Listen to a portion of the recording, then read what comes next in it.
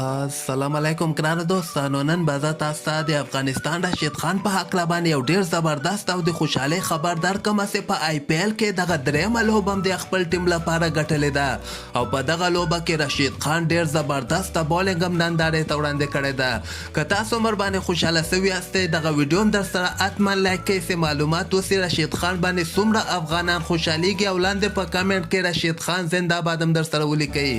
دغه لوبې ته که موږ راسو دغه درېیمه لوبه وله د راشد خان دوی ټیم دې نه مخکې دوه لوبې ګټلې ولې او نن بیا پنجاب کینګ سره لوبه ترسره کړله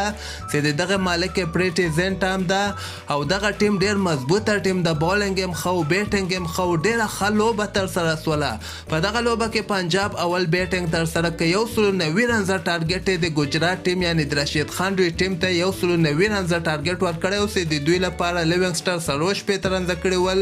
او شرما هم 30 رنزه کړي او شکر دور 15 رنزه کړي او لاندې راهور چهل بیا 22 مهم رنزونه کړي دي. بولینګ ته که موږ راسو د افغانستان راشد خان په 4 اوورو کې صرف 22 رنزه ورکړي دي او د مقابل ټیم 3 مهم لوبغاړي آوټ کړي دي. تاسو وګورئ اکونومي د راشد خان 15.50 دی یعنې ډېر زبردسته بولینګ یې ترسره کړ. د نه مخکې لوبو کې هم ښه بولینګ ترسره کوو خو دغه لوبه کې بیخي زبردسته بولینګ ترسره کړ چې 22 رنزه یې ورکړي او 3 لوبغاړي آوټ کړي دي. بل طرف ته ګجرات ټیم که موږ وګورو دغه ټارګټ بیا پوره کړی ده. د دوی لپاره شوبمن ګیل 90 رنزه کړي دي، سودرسن 15 رنزه کړي دي او هارډیک پانډیا 22 رنزه کړي او لاندې کې بیا راهول تیواتیا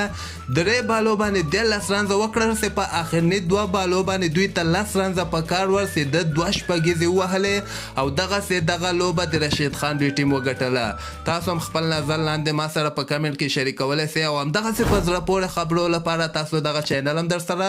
سبسکرایب کولی سئ.